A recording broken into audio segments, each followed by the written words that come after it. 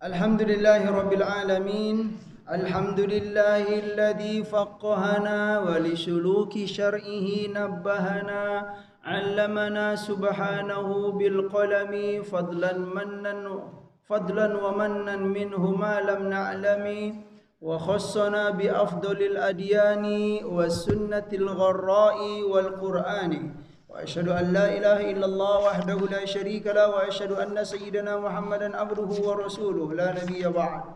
اللهم صل وسلم وبارك على نبينا محمد وعلى آله وصحبه أجمعين. أما بعد فقال الله تعالى في القرآن الكريم: أعوذ بالله من الشيطان الرجيم بسم الله الرحمن الرحيم. قل هو الله أحد Allahus Samad lam yalid wa lam yulad wa lam yakul lahu kufuwan ahad. Shadaqallahul azim. Bapak-bapak dan ibu-ibu yang dimuliakan oleh Allah Subhanahu wa taala, para ustadz, para guru, para orang tua kami yang sempat hadir di majelis yang insyaallah diberkahi oleh Allah Subhanahu wa taala. Amin. Bersyukur kehadirat Allah Subhanahu wa taala atas segala nikmat yang telah dikaruniakannya kepada kita, kepada kedua orang tua kita dan kepada seluruh hamba yang kita sayangi dalam hidup ini. Salawat dan salam semoga selalu disampaikan oleh Allah Subhanahu wa taala kepada baginda Nabi Muhammad sallallahu alaihi wasallam. Allahumma salli wa sallim wa barik ala nabiyyina Muhammad wa ala alihi wa sahbihi ajma'in. Baik Bapak Ibu yang dimuliakan oleh Allah Subhanahu wa taala, sebagai muqaddimah ya, kita teringat dengan pesan atau perkataan seorang imam yang sangat terkenal dalam sejarah Islam, yaitu Al-Imam Ibnul Mubarak nama beliau. Ibnul Mubarak ini beliau pernah berkata, apa kata beliau? Idza ta'allama ahadukum ya minal qur'ani ma yuqimu bihi salatahu falyastaghil bil ilmi fa inna bihi tu'rafu ma'anil Qur'an. Nah, ini bagus Pak. Apa kata beliau? Apabila salah seorang di antara kalian sudah belajar Al-Qur'an, maksudnya sudah menghafal Al-Qur'an ya, yang mana kalau kita sudah menghafal Al-Qur'an, mau khatam 30 juz atau 15 juz atau 10 juz atau cuman 5 juz atau cuman 2 juz atau cuman juz 30 saja enggak apa-apa. Ya. Yang jelas kita sudah pernah belajar Al-Qur'an, menghafal Al-Qur'an, yang dengan kita punya modal hafalan Al-Qur'an tersebut, kata beliau, ma yuqimu bihi sholatahu. Kita bisa sholat dengan ayat yang kita hafal itu. Iya. Ya kalau kita enggak ada hafal Al-Qur'an, ya enggak bisa sholat dong. Apa? Terutama surat Al-Fatihah ya kan, minimal harus itu. Ma yuqimu bihi sholatahu, dengan menghafal Al-Quran tersebut kita bisa sholat. Setelah itu kata beliau, falyastaghil bil ilmi. Gitu loh. Orang yang sudah belajar Al-Quran, dia dituntut untuk mempelajari, dituntut untuk menyibukkan dirinya dengan ilmu, mempelajari ilmu. Karena fa inna bihi tu'rafu ma'anil Qur'an. Karena dengan belajar ilmu itu ya, bukan ilmu menghafal lagi, bukan menghafal saja. Yang menghafal itu sudah dapat modal. Tetapi kata beliau, fa inna bihi tu'rafu ma'anil Qur'an. Dengan mencari ilmu yang lain, ya, makna Al-Qur'an itu akan diketahui, akan kita dapatkan. Jadi ini kalau saya renungkan, pesan juga ya, terutama bagi ya kaum muslimin ya yang sudah merasa cukup, misalnya ya siapa sajalah, mungkin ada anak muda gitu kan, kayak misalnya Salhan misalnya ya kan, Salhan sudah sedang muda-muda nih gitu kan, kemudian dia sudah menghafal Al-Qur'an. Setelah menghafal Al-Qur'an, jangan cukup di situ saja gitu. Nah, itu dia, jangan di situ saja. Karena kalau kamu hanya menghafal Al-Qur'an ya kan, nggak tahu artinya ya kan Pak ya, kemudian belum tahu ya ilmu yang kira-kira didapat dari hafalan Al-Qur'an tersebut ya, karena memang enggak mencari ilmu ya. Maksud ilmu yang disampaikan oleh Ibnul Mubarak itu ya khususnya tentang ilmu agama, ilmu tauhid ya, belajar ilmu fikih, belajar ilmu bahasa Arab, belajar. Dengan menyibukkan itu, kamu akan mengerti, ya. Kamu akan memahami makna-makna yang ada dalam Al-Quran. Jadi memang tidak cukup hanya menghafal Al-Quran saja, ya kan? Oh, saya misalnya sudah habis 30 juz. Cukuplah gitu kan, sudah cukup semua. Belum, ya. Ya kalau kita habis saja gitu misalnya kan, tetapi kita nggak tahu apa yang kita sebut gitu Pak ya. Kemudian maknanya apa, kemudian hukum-hukum yang ada di ilmu-ilmu yang ada di dalam yang kita hafal tersebut, ya berarti ya kurang bermanfaat gitu loh. Bukan berarti kita mencela hafiz ini, tidak. Dia sudah hafiz itu sudah syukur, alhamdulillah ya kan. Syukur, susah loh menghafal Al-Quran itu. Tetapi setelah itu kata beliau, falyastaghil bil ilmi. Sibukkanlah diri kamu mencari ilmu. Fa inna bihi tu'rafu ma'anil Quran. Dengan ilmu-ilmu yang kamu pelajari yang lain itu, boleh kita kaitkan dengan ilmu-ilmu yang umum, ya, seperti apa? Ilmu biologi, ya, itu ada kaitannya dengan Al-Quran. Ilmu perbumian yang ada dalam bumi-bumi itu semuanya apa? Ya, ilmu ya tentang astronomi dan lain-lain, itu semuanya ada kaitannya dengan Al-Quran. Yang jelas, kalau kita sudah punya modal Al-Quran, sibukkanlah ilmu dengan mencari ilmu yang lain. Semoga dengan begitu kita akan diberikan oleh Allah Subhanahu wa taala keterbukaan hati untuk memahami makna-makna Al-Quran tersebut. Itu sekedar mukadimah Bapak Ibu yang dimuliakan oleh Allah Subhanahu wa taala. Sekali lagi ya, kami ingin menyampaikan bahwa tauhid itu ya, atau ilmu akidah itu ya, dia berkaitan dengan hati ya, bukan dengan amalan seperti ilmu fikih ya. Kalau fikih dia berkaitan dengan apa? Amali atau amali ya. Ilmu yang amali ya, kita ruku ya kan, dalam sholat itu harus ada tomaknina ya kan, itu bersifat amali. Tapi kalau akidah ini dia berkaitan dengan hati. Hati ya Pak ya. Dengan sebuah keyakinan ya. Kenapa? Karena Allah Subhanahu wa taala telah memberikan ilmu itu lewat wahyu dan Al-Qur'an ya. Lewat wahyu atau Al-Qur'an ya. Buktinya apa? Qala Allah Ta'ala, amana ar-rasulu bima unzila ilaihi mir rabbih wal mu'minun. Nabi itu telah beriman terhadap apa-apa yang telah diturunkan oleh Allah Subhanahu wa taala kepada beliau.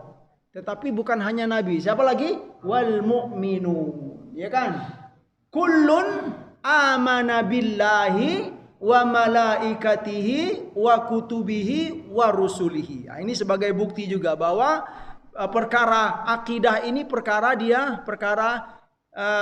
qalbiyah, ya kan? Dia berkaitan dengan qalbi, ya, bukan berkaitan dengan amalia, ya. Jadi ya kalau dia perkara qalbi ya tentu kita harus meyakininya gitu, meyakininya dengan sebenar-benarnya gitu Pak ya, mempelajarinya dengan sebenar-benarnya ya, agar dia menjadi sebuah keyakinan. Terus yang menarik lagi, keyakinan ini ya, keyakinan yang kita yakini itu ya, agar dia menjadi sebuah akidah, nah, itu Pak ya, dia ada keyakinan, ada akidah. Akidah itu Pak sesuatu yang tidak bisa sesuatu yang tidak menerima keraguan, itulah disebut dengan akidah. Ya, saya berakidah berarti saya tidak saya berakidah kepada Allah bahwa Allah itu Maha Esa. Ya, maksudnya apa? Saya tidak menerima keraguan. Ya, itu dia. Saya tidak menerima keraguan bahwa Allah itu Maha Esa, tidak ada Tuhan selain Allah. Saya berakidah ya bahwa kehidupan di akhirat itu ada. Ya. Berarti kita tidak ada sedikit pun dalam hati ini keraguan. Iya, ya, kehidupan yang yang nyata, yang maha kekal di akhirat itu ada.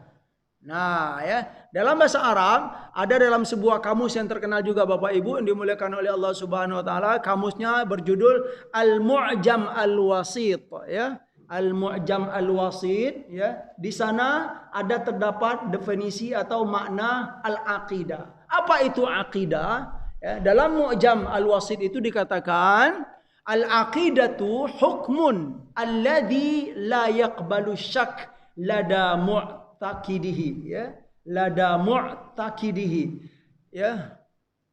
Al-aqidah itu adalah sebuah hukum alladhi yang la yaqbalu syak. Ya, akidah itu sebuah hukum, sebuah perkara, ya. La yaqbalu syak.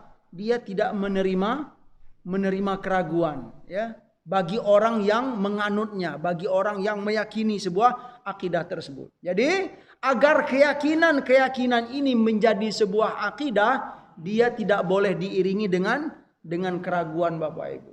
Karena kenapa? Kalau ada keraguan dalam hati kita berarti dia bukan akidah. Tetapi apa? Zon kalau bahasa Arabnya. Zon itu adalah prasangka saja. Nah, gitulah. Zon itu hanya prasangka. Jadi kalau keyakinan kita, ya, kepada Allah, kepada hari akhir, kepada kita dibangkit lagi setelah kita dimatikan oleh Allah, nanti kita akan dihidupkan oleh Allah Subhanahu wa taala semuanya, ya. Ya, keyakinan itu, ya, tidak boleh dicampuri oleh keraguan. Karena kalau ada keraguan di dalamnya itu bukan akidah lagi, tetapi dzon. Dzon itu adalah prasangka atau sangkaan, bukan akidah. Subhanallah. Jadi memang harus Bapak Ibu, memang harus pasti, ya, sebuah kepastian yang harus memang diyakini. Ya, baik. Di minggu-minggu yang lalu alhamdulillah kita sudah sampai tentang apa Bapak? Tentang Asmaul Husna, alhamdulillah, ya. Kemudian terakhir Ismullahil A'zam, ya kan?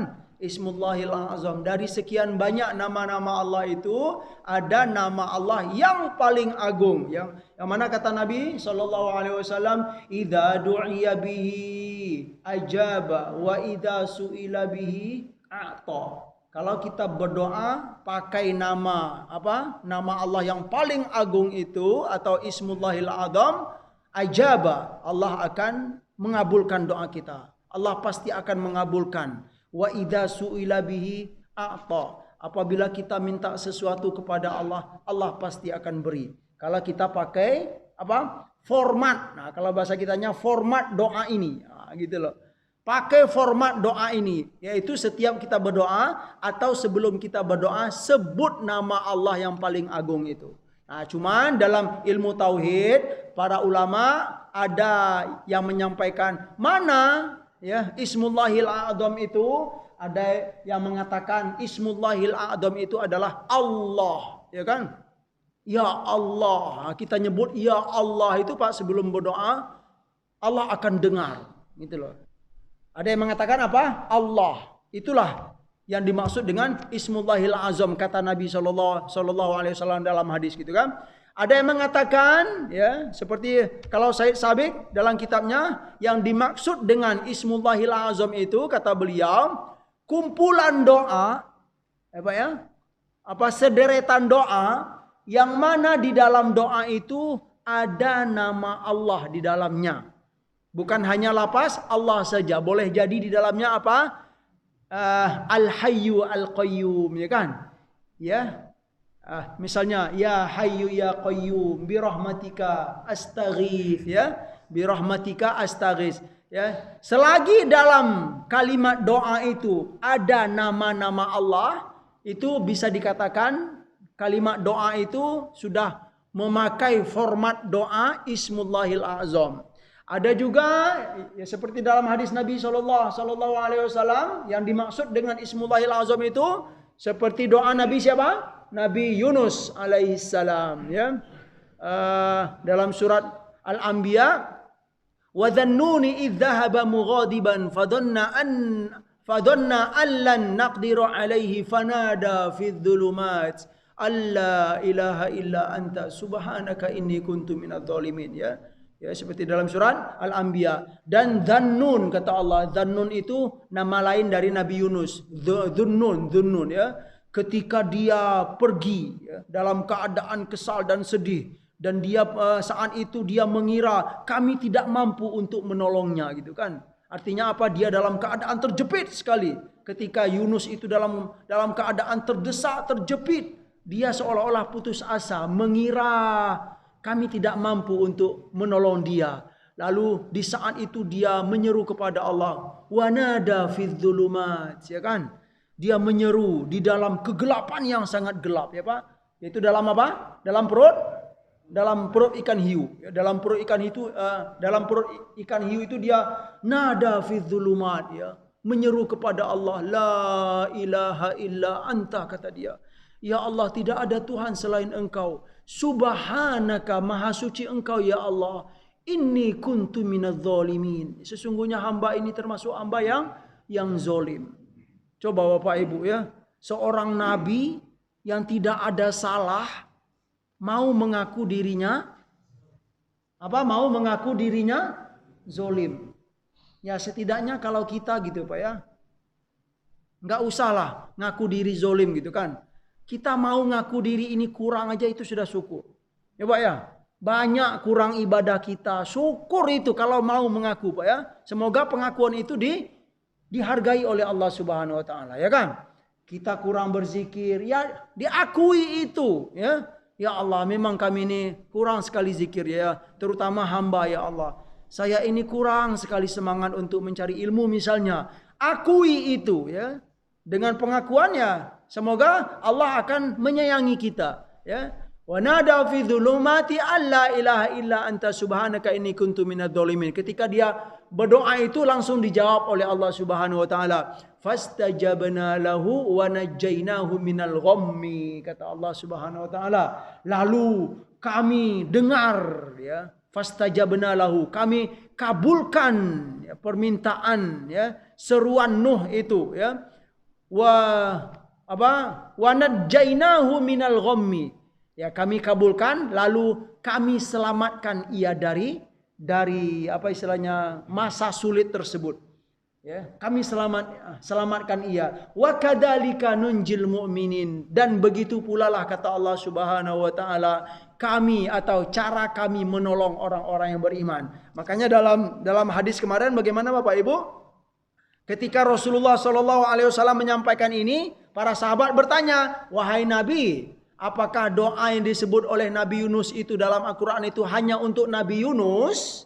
Ya, kata para sahabat. Kemudian kata Nabi, wakada. Lalu Nabi membaca ya firman Allah setelah itu, wakadzalika nunjil mu'minin. Begitu pula cara kami menyelamatkan orang-orang yang beriman. Maksudnya apa? Doa itu bukan khusus untuk Nabi Yunus, tetapi untuk kita orang-orang yang beriman. Baca itu di saat terjepit. Ya, kalau kita memang saat butuh ya, selalu butuh kepada Allah Subhanahu wa taala. Baca kalimat doa itu ya, doa itu. La ilaha illa anta subhanaka inni kuntu minadz zalimin. Itu sedikit review ya, atau pengulangan ya. Semoga kita semakin ingat tentang pelajaran kita, yaitu tentang Ismullahil A'dzam. Baiklah, hari ini kita masuk pelajaran yang baru ya, bab yang baru. Bapak Ibu yang dimuliakan oleh Allah Subhanahu wa taala, yaitu tentang zat ilahiyah. Nah, ini bagus ini, Masya Allah. Zat ilahiyah ini ada beberapa poin yang akan kita pelajari. Yang pertama, ya, ketidakberdayaan kita dari mengetahui hakikat sesuatu yang keberadaannya tidak dapat dipungkiri. Nah, ini poinnya Pak. Kita nggak bisa memungkiri keberadaan sesuatu itu, ya, tetapi akal kita nggak mampu untuk mengetahuinya. Nah, ini ya. Yang kedua, alam menguatkan tentang keberadaan Allah Subhanahu wa taala. Jadi keberadaan Allah itu dikuatkan atau dikuatkan oleh alam semesta ini, bahwa Allah itu memang ada, ya. Nggak mungkin alam ini ada tanpa ada yang mengadakan. Yang ketiga, fitrah. Fitrah adalah bukti tentang wujudnya Allah Subhanahu wa taala. Berikutnya, petunjuk atau bukti-bukti dari alam dan penelitian ilmiah para pakar atau manusia. Berikutnya, penguatan ilahi. Dan berikutnya, bukti-bukti dari nakal Nakal itu dalil Al-Quran dan hadis. Jadi dalil itu ada dua Bapak Ibu yang dimuliakan oleh Allah. Yang pertama dalil nakli dan yang kedua dalil akli namanya. Ya, dalil nakli itu dari Al-Quran dan hadis. Itulah dalil-dalil nakli. Yang kedua dalil akli. Ya, secara logika. Oh ya, ini masuk akal ya. Nah, berarti dia pakai dalil akli namanya. Nah, berikut tidak ada sandaran atau pegangan untuk mengingkari. Ya, karena memang sudah ada dalilnya lengkap-lengkap, mau bagaimana lagi untuk memungkiri gitu. Enggak ada pegangan bagi orang-orang yang ingin mengingkari keberadaan Allah Subhanahu wa taala. Yang terakhir, pengakuan para ilmuwan dunia. Ini Said Sabiq menyampaikan hal ini. Baik Bapak Ibu yang dimuliakan oleh Allah Subhanahu wa taala. Poin yang pertama, mustahil kita dapat mengetahui zat Allah Subhanahu wa taala, ya kan? Mustahil kita bisa mengetahui zat Allah Subhanahu wa taala karena bahasan kita tentang zat ilahiyah, jawabannya langsung, mustahil mengetahui zatnya Allah Subhanahu wa taala. Dari mana dalil ini? Ada dalam Al-Qur'an, dalam surat Al-An'am, ya, dalam surat Al-An'am. La tudrikuhul absar wa huwa yudrikul absar wa huwal latiful khabir. Ya. Nah, saya lupa ngasih ngasih terjemahnya. Langsung saja Bapak Ibu. La tudrikuhul absar, ya. Mata penglihatan kita ini tidak bisa melacak zat Allah itu. Mencari tahu zat Allah itu. Ya, kita ini, panca indera kita ini semuanya, terutama mata ini, enggak akan mampu untuk mengetahui zat Allah Subhanahu wa taala. Wa huwa yudrikul absar. Tetapi Allah itu mengetahui tentang panca indera kita, tentang kita. Kita kita punya panca indera, punya mata, enggak bisa untuk mengetahui zat Allah, tetapi Allah itu Maha mengetahui tentang kita. Wa huwa yudrikul absar wa huwal latiful khabir, dan Allah itu Maha Latif. Latif itu maha halus, ya, maha ramah, maha santun, ya. Al khabir yang maha mengetahui, ya, semua data, yang maha mengetahui semua semua ilmu pengetahuan. Itulah Allah Subhanahu wa taala yang maha teliti dalam setiap apa yang Ia ciptakan, yang tidak mungkin akan menyia-nyiakan apa yang telah Ia ciptakan. Itulah Allah Subhanahu wa taala. Baik. Hakikat zat ilahiyah tidak mungkin akan diketahui oleh akal, karena kita tidak diberi sarana, ya, atau alat untuk itu. Nah, ini Bapak Ibu. Kita enggak bisa untuk mengetahui zatnya Allah. Kenapa? Karena kita tidak diberi alat untuk mengetahui itu. Kita tidak diberi alat, ya kan? Tetapi kita diberi ilmu enggak Bapak Ibu untuk mengetahui zatnya Allah, ya? Diberi ilmu, ya. Ilmu iya, tetapi alatnya enggak. Ya, maksud ilmu itu ya istilahnya? Cara Allah, ya, lewat alam, ya, kita diberi oleh Allah gitu kan pengetahuan, ya, lewat Al-Qur'an, lewat wahyu yang disampaikan oleh Nabi dan Rasul. Dengan itu kita mengetahui. Maksud mengetahui itu mengakui. Tetapi kenapa kita tidak mengetahui, ya, zatnya Allah? Enggak mungkin mengetahui zatnya Allah karena memang kita tidak diberi sarana untuk itu. Sekalipun kita dikaruniakan kecerdasan, iya. Kita pintar ini, pintar bidang ini. Iya, sekalipun kita dikaruniakan kecerdasan, tapi tetap akan tidak berdaya untuk mengetahui hakikat segala sesuatu, ya.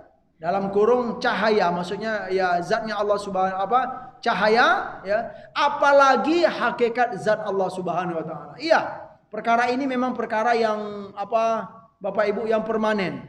Secerdas apapun orang, kalau sudah dihadapkan tentang mengetahui zat Allah Subhanahu wa taala, sungguh tidak akan mampu. Selanjutnya, ya. Jelas itunya Pak, slide-nya Pak, Masya Allah, ya. Ada seorang ilmuwan falak yang terkenal yang bernama Camille Flammarion. Flammarion ya. Ini Said Sabiq mencantumkan ini. Camille Flammarion dalam bukunya yang berjudul Kekuatan Alam yang Tersembunyi, ya, kekuatan alam yang tersembunyi. Dia berkata, kita menyadari saat kita berpikir, ya, kita sedang berpikir, tapi tahukah kita apa yang kita pikirkan itu? Maksudnya zat apa yang kita pikirkan itu? Iya, saya berpikir, tapi tahu nggak apa kita tentang zat apa pikiran itu? Ya sungguh tidak tahu. Ya, Pak ya. Saat kita berjalan, ya. Saat kita berjalan, ya kita tahu kita sedang berjalan, tapi tahukah kita apa itu pergerakan otot secara detail gitu, Pak? Tahukah kita, Pak? Yang penting kita tahu saya berjalan saja gitu. Nah, ini sebuah pendekatan yang disampaikan oleh para ilmuwan, ya. Tidak ada seorang pun yang dapat menjawab pertanyaan saya yang ringan ini, ya. Camille Flammarion, ya. Ya, jelas sepertinya beliau ini bukanlah orang yang muslim, ya. Tetapi sekalipun dia bukan orang muslim gitu ya, secara fitrah dia Dia mengakui bahwa Allah itu ada, Tuhan itu ada dalam kehidupan. Nah, inilah ya realita-realita kehidupan. Ada orang yang sama sekali tidak mengakui, Bapak Ibu, ya. Nggak ada Tuhan itu dalam hidup ini. Ya. Kehidupan itu ya materi-materi yang nyata. Itulah kehidupan. Tuhan itu nggak ada. Nah, ini memang ada kelompok-kelompok atau sebagian hamba Allah Subhanahu wa taala. Jadi kata beliau, tidak ada seorang pun yang bisa menjawab pertanyaan saya yang ringan ini. Ya karena memang begitu, ya, sudah sunnatullah, nggak mungkin. Selanjutnya, ketidakberdayaan akal kita dari mengetahui hakikat yang keberadaannya tidak dapat dipungkiri. Nah, jadi memang itu kesimpulannya gitu ya. Akal kita ini tidak berdaya lagi untuk mengetahui hakikat sesuatu yang sesuatu itu keberadaannya ada, pasti ada. Itulah contohnya Allah Subhanahu wa taala. Ya. Camille ini ngasih contoh tentang tentang kita berpikir, ya. Kita sadar kita berpikir, tapi tahukah kita zat pikiran itu, Bapak Ibu? Tidak. Saat kita berjalan, kita sadar kita berjalan, tapi tahukah kita, ya kan? Tentang pergerakan otot yang detail-detail itu, ya sungguh nggak tahu. Ya kita nerima aja bisa berjalan, padahal ngeri, ya. Ya semuanya berkaitan, semuanya. Subhanallah. Selanjutnya, ya, ini ada sedikit kesimpulan, ya, dalam bahasa Arab, ya. Saya lupa untuk itunya juga menerjemahkannya gitu kan. Apa bunyinya? Inna wujuda subhanahu fi hukmil badahiyat al-awwaliyah wal musallamat al-aqliyah. Bahwa sesungguhnya wujudnya Allah Subhanahu wa taala itu termasuk sesuatu yang badahiyat. Sesuatu yang sudah jelas, ya. Sesuatu yang sudah jelas, yang tidak perlu dijelas-jelaskan. Wa minal wal musallamatil aqliyah, ya. Keberadaan Allah itu sesuatu yang sudah diterima secara akal saja. Contohnya apa? Sudah diterima oleh akal manusia ini. Ya contohnya nggak mungkin, ya, alam ini ada kalau tidak ada yang mengadakan, itu nggak mungkin. Nah, berarti apa? Akal ini sudah menerima saja gitu, Pak, tentang keberadaan Allah Subhanahu wa taala. Lanjut. Wa ma kana kadzalika la yutalibu bi iqamatid dalil alaihi illal mukabir. Dari itu, ya, tentang keberadaan Allah, ya, wujudnya Allah Subhanahu wa taala, tidak akan mungkin, nggak mungkin lagi ada orang yang minta pembuktian, ya, mana dalilnya Allah ada itu, ya. Semestinya nggak mungkin lagi ditanyakan itu, ya. Kata beliau di sini, ya, nggak mungkin lagi ada orang yang bertanya mana dalil adanya Allah, kecuali siapa? illal mukabir, kecuali orang yang sombong. Itulah Pak. Hanya orang-orang yang sombong saja yang masih mau bertanya mana bukti adanya Allah. Kesombongan itu Pak ya. Ya kenapa? Karena dia seolah-olah mengejek. Mana buktinya? Kamu yakin bahwa Tuhan itu ada? Mana buktinya? Itu apa? Hanya dia ngomong itu hanya kesombongan saja. Enggak mungkin, ya kan? Seperti dia mengejek. Ya. Selanjutnya dikasih contoh. Orang yang sombong itu adalah kal a'ma alladzi yatlubu iqamatad dalil ala wujudi syamsi athna'an nahar. Nah, pengen tahu ya contoh orang yang sombong itu ya, begini Pak. Contoh orang yang sombong itu kal a'ma alladzi yatlubu iqamatad dalil ala wujudi syamsi athna'an nahar, yaitu seperti orang yang buta yang minta dalil bahwa adanya matahari di tengah di siang hari yang bolong. Orang buta ya, nih buta, kemudian dia ngomong, "Mana bukti matahari itu ada gitu, mana?" gitu kan. Nah, itulah Pak. Berada di zuhur ya atau di jam 2 siang berdiri di tengah matahari, lalu dia ngomong, "Mana buktinya kalau kamu memang betul? Mana buktinya kalau matahari itu ada?" Nah, itulah gambarannya Pak. Iya. Begitu juga orang yang suka bertanya, mana bukti adanya Allah Subhanahu wa taala? Ya karena apa? Karena dia seolah-olah mengejek. Dia punya akal sehat, ya kan? Dia mengetahui ya bahwa nggak mungkin alam ini ada kalau tidak ada yang mengadakan. Dia melihat ayat-ayat Allah, ya kan? Ada orang yang miskin di dunia ini, itu ayat Allah ya. Bukti kekuasaan Allah. Ada yang miskin, ada yang kaya, ya kan Pak ya? Ada yang berlebih, ada yang kurang. Dia mengetahui itu. Ya, ada siang dan ada malam. Itu kekuasaan bahwa Allah itu ada. Ya, ada yang lemah, ada yang kuat. Tahu-tahu dia bertanya, mana bukti adanya Allah? Itulah sesuatu yang merupakan kesombongan yang sangat nyata. Contohnya apa Bapak Ibu? Nah, kita dapat contoh ini, yaitu apa? Orang yang buta yang bertanya atau minta pembuktian dalil mana bukti adanya matahari ya, ketika itu dia sedang berada di siang hari yang bolong. Ya, kesombongan. Subhanallah. Baik, alam ya sebagai bukti penguat adanya Allah Subhanahu wa taala. Ya, alam itu ada dua, dibagi menjadi dua. Alam atas dan alam bawah. Alam yang atas itu matahari, bulan, bintang dan lain-lain. Alam bawah ya, as-sufla ya, al-ulia dan as-sufla. Ya. Yang pertama manusia. Itu ya kita ini termasuk alam. Alam itu kalau dalam kajian tauhid Bapak Ibu selain Allah. Ya, itulah alam. Ada Allah, ada alam, atau ada khaliq, ada makhluk, ya. Yang disebut dengan Tuhan itu atau Allah itu selain makhluk, ya. Kalau dia makhluk atau mirip dengan makhluk berarti bukan khaliq. Itu saja kesimpulannya. Bukan Allah, ya. Yang Allah itu bukan makhluk atau bukan alam. Itulah Allah Subhanahu wa taala. Jadi alam ada dua, alam atas dan alam bawah. Alam bawah kita. Ya, kita ini termasuk makhluk-makhluk Allah yang berada di bawah ya.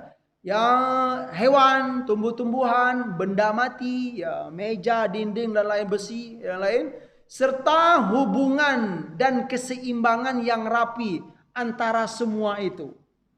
Ya. Jadi pergerakan sistem yang ada dalam kehidupan ini juga termasuk alam. Ya, kenapa dia dikatakan alam? Karena ada yang mengatur. Ya enggak Pak? Ada yang mengatur. Ya. Siang, ya. Kok enggak siang selamanya? Ada yang mengatur. Yang mengatur itulah Allah Subhanahu wa taala. Ya, bukan makhluk, ya. Itulah Allah Subhanahu wa taala. Itulah yang Maha mengatur, yang Maha menciptakan, ya. Jadi yang disebut dengan alam itu bukan hanya seperti kita, hewan dan manusia dan tumbuhan saja, tetapi apa? Serta hubungan ya, dan keseimbangan yang rapi antara semua itu. Ini semua adalah bukti adanya Allah Subhanahu wa taala, ya. Kalau enggak ada Allah, kalau tidak ada Khaliq atau kalau tidak ada yang mengatur semua itu, enggak mungkin ya sistem kehidupan ini akan rapi ya, tertata. Dengan rapinya sistem kehidupan ya, manusia dan makhluk-makhluk yang lain bisa hidup dengan nyaman. Sedikit. Selanjut ya, tidak mungkin. Nah, ini sebagai contoh atau pendekatan-pendekatan. Tidak mungkin pesawat yang terbang tanpa ada yang membuat. Ya, kita ini sebagai itu, Pak, ya, penguat bagi kita saat kita naik pesawat. Nah, kira-kira kita kagum enggak, Pak? Ya kagum, ya kan? Masya Allah ya. Besi terbang ya. Tapi terkadang kita mikir, siapa yang buatnya? Ya kan, Pak ya? Siapa yang buatnya? Iya. Itu pertanyaan yang bagus, ya, agar kita mengerti, ya. Hanya pesawat kita kagumnya minta ampun, ya. Tetapi kenapa kita tidak kagum dan tunduk, ya? Dunia yang sangat rapi ini, gitu kan? Siapa yang mengaturnya? Pak ya? Siapa yang membuatnya? Kalaulah bukan Allah yang maha segala-galanya, Allah yang tidak ada kekurangan, yang tidak layak sesuatu cacat atau aib baginya, ya, yang maha sempurna, ya kan? Saat kita melihat pesawat, maka timbul pertanyaan, ya kan?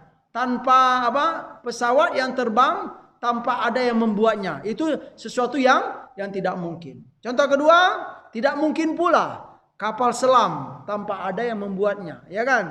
Kapal di laut besar sekali, gitu kan, atau pesiar yang sangat besar, gitu kan? Besar, besi yang besar, kemudian berjalan, ya, di tengah lautan, ya. Ya, kemudian Masya Allah, gitu ya. Tidak mungkin kapal itu tidak ada yang membuatnya. Maka sangat mustahil alam yang indah dan amat menakjubkan ini, ya, tanpa ada yang menciptakan dan mengaturnya. Ya kan? Contoh-contoh di sekitar kita itu iya. Tapi kesimpulannya, alam yang indah dan yang menakjubkan ini tidak ada, ya, tidak mungkin tanpa ada yang menciptakan dan yang mengaturnya. Subhanallah. Mungkin satu slide lagi, ya, insya Allah. Semoga kita ini kayaknya bapak-bapak itu ya pada capek. Subhanallah. Mohon maaf. Iya. Ya, iya. Ya, harap maklum, ya. Dengan berbagai tugas mungkin saya juga harap maklum. Mungkin dalam perjalanan kemarin, gitu ya. Ya, tapi semestinya saya yang capek, gitu, Pak, ya. Ya, semestinya. Tapi ya kita diingatkan kembali lah tentang tentang kaidah dalam mencari ilmu. Apa kata Imam Syafi'i? Man lam yaduk dzullat ta'allum, ya, tajarra'a dhullal jahli tula hayatihi, ya kan? Malam yaduk dhullat ta'allum atau murrat ta'allum, tajarra'a dhullal jahli tula hayatihi, ya. Ini biar itu lagi. Pak Ustaz capek, Pak Ustaz, jangan. Barang siapa yang tidak pernah merasakan susah dan pahitnya mencari ilmu, ya, maka ia akan menelan pahitnya kebodohan selama hidupnya, gitu loh. Ya, saya menerima lah, gitu, Bapak Ibu mungkin ngantuk, gitu kan. Ya, tapi itulah perjuangan kita dalam mencari ilmu, ya. Semoga itu dimuliakan oleh Allah Subhanahu wa taala. Amin. Jadi semangat semua ini kayaknya. Ngopi dulu, gitu, Pak, ya. Iya, Masya Allah. Terakhir satu slide. Jadi tentang alam ini, Bapak Ibu, ya, ternyata hamba-hamba Allah itu, ya, ada punya pandangan-pandangan. Yang pertama, kemungkinan terjadinya alam ini, ya, ada yang mengatakan dunia ini atau alam ini berasal dari tidak ada. Dari tidak ada, yang pertama. Dari enggak ada, kemudian dia ada. Yang kedua mengatakan alam ini ada secara tiba-tiba, katanya. Tiba-tiba aja, gini-gini, gitu. Itu ya, memang ya begitulah. Pandangan hamba Allah gitu ya. Yang ketiga, ada yang mengadakan dan ada yang menciptakannya. Nah, kita kira-kira masuk di nomor keberapa itu, Pak? Nah, keyakinan kita.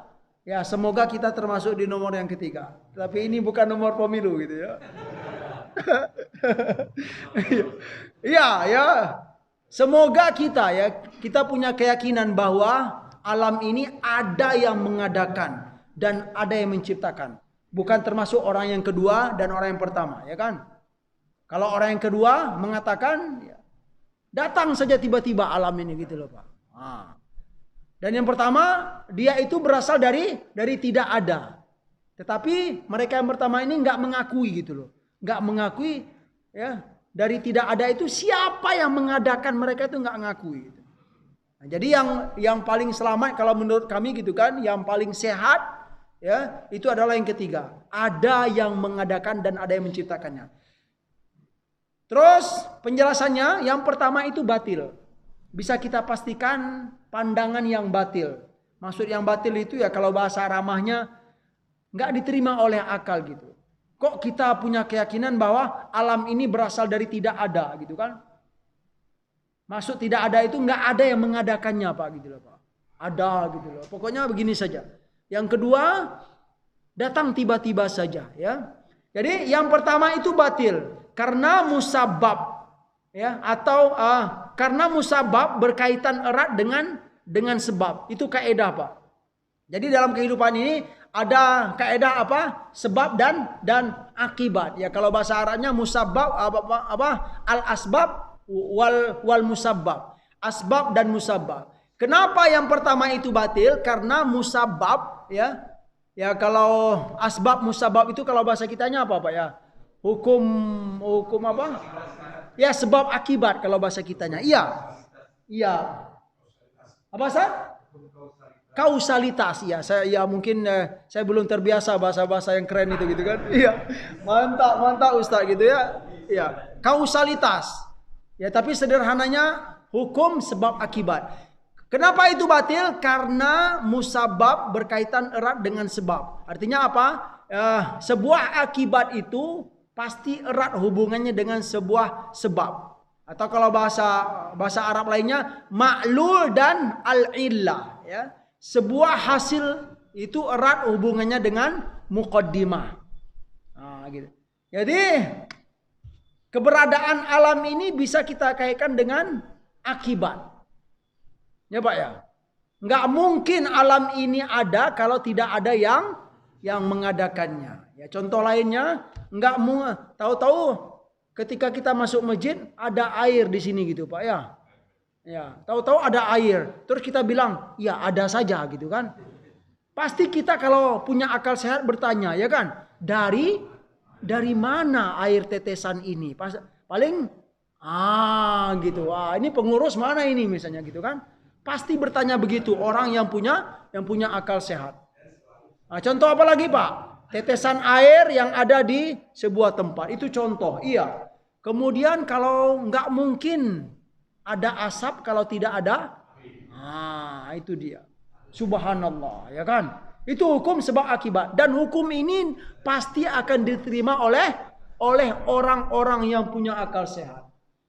Ada orang yang subhanallah misalnya anak, ya, yang baru tamat kuliah, kemudian prestasinya tinggi sekali gitu kan. Banyak dipuji oleh orang. Pasti orang bertanya, ya, Pak, ya, kenapa dia pintar sekali gitu, ya, Pak, ya? Bisa diterka enggak? Kenapa dia pintar? Bisa diterka karena apa? Karena dia mungkin rajin belajar. Enggak mungkin dia pintar dan cerdas kalau tidak rajin belajar atau bimbingan dari orang tuanya. Itu hukum yang sudah nggak bisa dipungkiri oleh orang-orang yang punya akal sehat. Jadi yang pertama itu batil. Yang kedua, nambah lagi slide-nya gitu, Pak, ya. Ya, tanggung gitu ya, subhanallah. Yang kedua, sangat tidak masuk akal. Yang mengatakan alam ini datang tiba-tiba, matahari datang tiba-tiba. Kata matahari. Ya. Sangat tidak masuk akal, ya.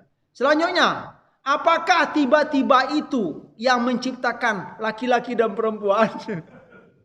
Ya, kalau memang kita punya prinsip alam ini tercipta tiba-tiba. Kasih contoh. Apakah tiba-tiba itu bisa menciptakan perempuan dan manusia?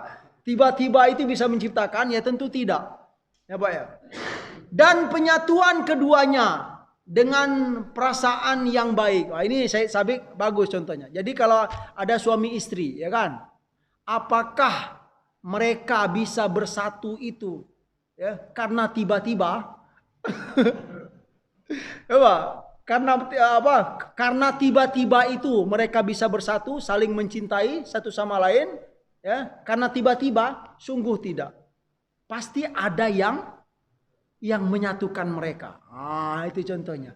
Pasti ada yang menanamkan rasa cinta di antara mereka berdua. Emang? Iya. Nah, kalau kita dalam bahas tauhid, siapa yang menanamkan rasa cinta itu? Siapa, Pak? Allah Subhanahu wa taala. Enggak mungkin ya dua hamba saling menyayangi dan mencintai secara tiba-tiba. Ya enggak mungkin lah. Kawin juga tiba-tiba. Ya kan? Punya beranak tiba-tiba juga gitu kan? Subhanallah, masa beranak tiba-tiba gitu kan? Sesuatu yang tidak bisa ya diterima oleh akal sehat, ya. Terus, apakah tiba-tiba itu juga yang menciptakan bumi beserta isinya? Ya, kalau memang berprinsip tiba-tiba. Langit dan segala apa yang ada dalamnya. Yang menciptakan atom. Apakah tiba-tiba itu yang menciptakan atom? Makanya kita dikuatkan oleh firman Allah Subhanahu wa taala dalam surat Ibrahim. Afillahi syak. Itu dia. Afillahi syakkun fatiris samawati wal ardh. Apakah tentang Allah itu masih ada keraguan? Gitu loh. Ini dalam surat Ibrahim seingat saya. Iya, ya. Apakah tentang keberadaan Allah itu masih ada keraguan? Syak, yang mana Allah itu fatiris samawati wal ardh. Dialah yang menciptakan langit dan bumi.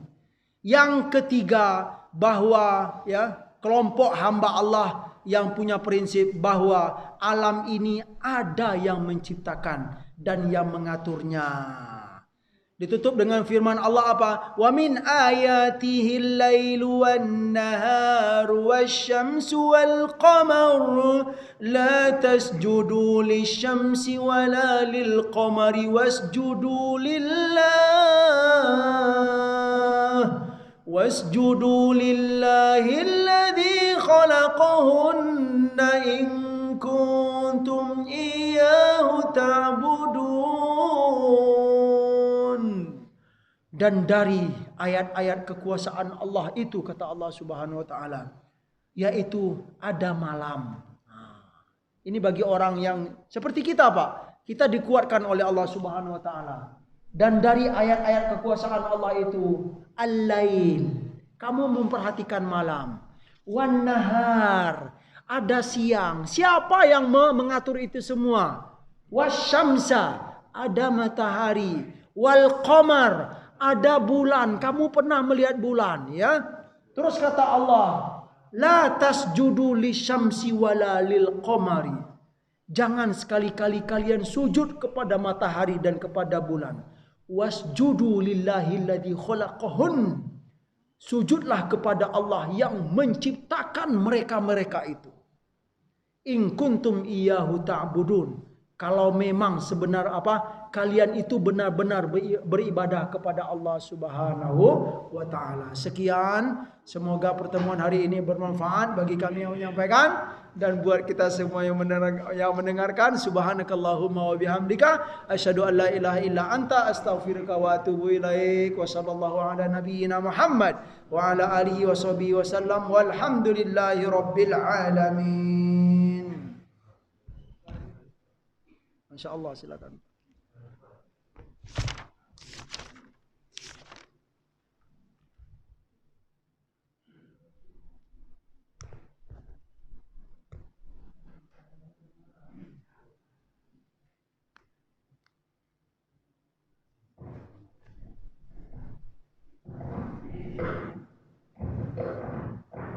Assalamualaikum warahmatullahi wabarakatuh.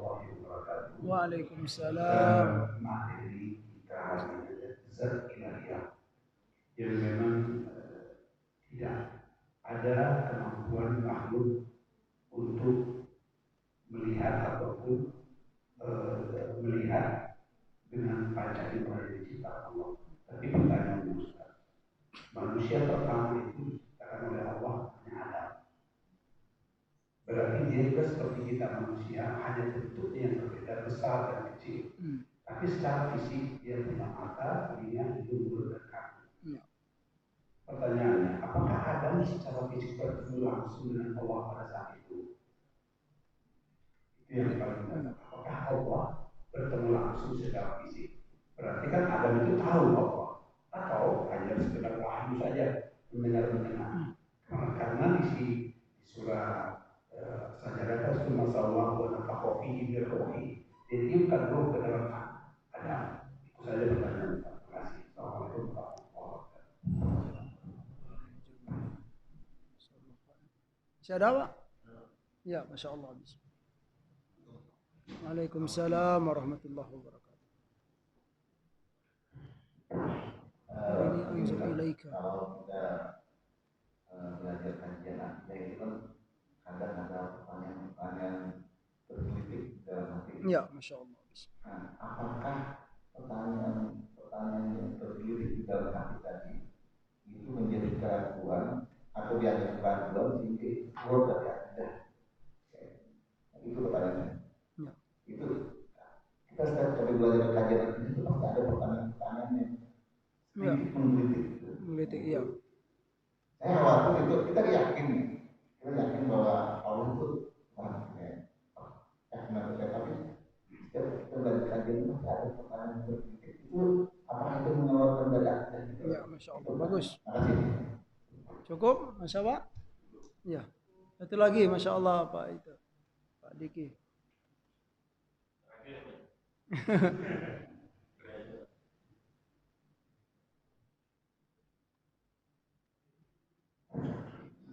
Assalamualaikum warahmatullahi wabarakatuh.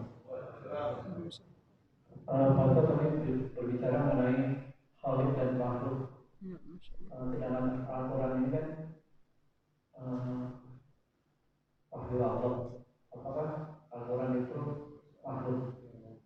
Karena dari Allah gitu, maksudnya dalam artian itu suara Allah gitu. Apakah Al-Quran itu makhluk juga gitu? Ini kan Assalamualaikum warahmatullahi wabarakatuh. Waalaikumsalam warahmatullahi wabarakatuh. Cukup ya. Pertanyaan pertama, manusia yang diciptakan oleh Allah itu adalah Adam alaihissalam. Iya. Pertanyaannya adalah apakah ketika diciptakan itu Adam melihat Allah Subhanahu wa taala? Jawabannya sederhana. Perkara melihat Allah Subhanahu wa taala ya, itu menurut akidah Ahlus Sunnah wal Jamaah sesuatu yang melihat Allah Subhanahu wa taala itu bisa dibagi menjadi dua. Yang pertama di dunia dan di akhirat. Kalau di dunia ya, melihat Allah Subhanahu wa taala itu sesuatu yang mustahil. Itu dia. Ya Pak ya? Dan kita ya bisa melihat Allah Subhanahu wa taala itu di akhirat. Nah, jadi bisa dipastikan ketika Nabi Adam diciptakan oleh Allah Subhanahu wa taala ya, dia kalau untuk melihat zat sungguh tidak bisa melihat zat. Itu jawabannya Pak. Ya, karena memang masih berada di dunia. Ya. Itu maksudnya.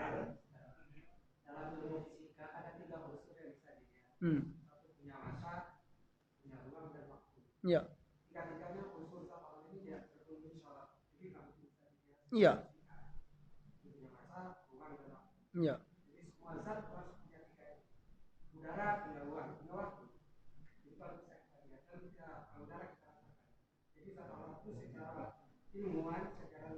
Tidak ada, iya.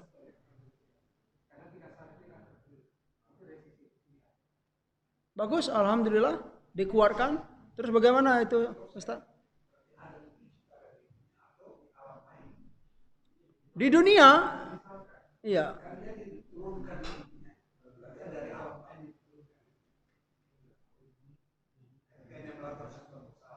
Ya.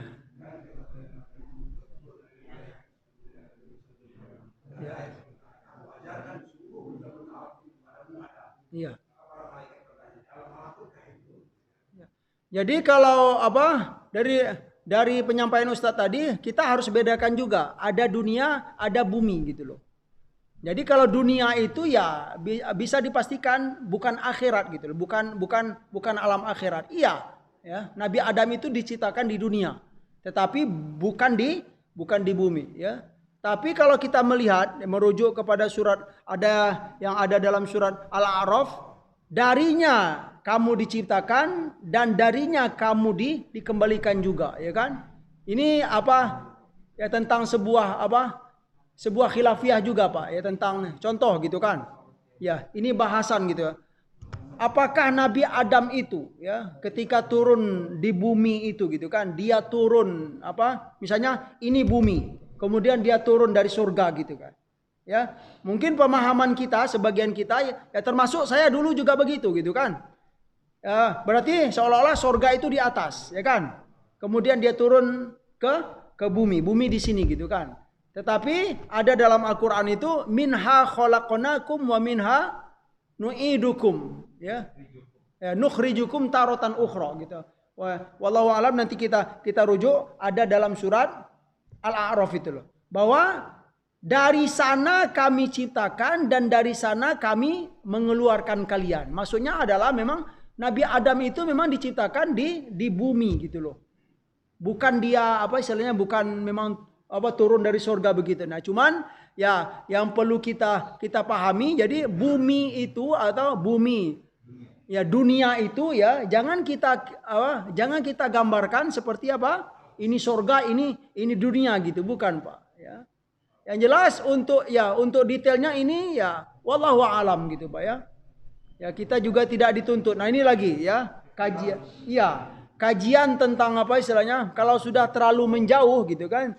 Jangan terlalu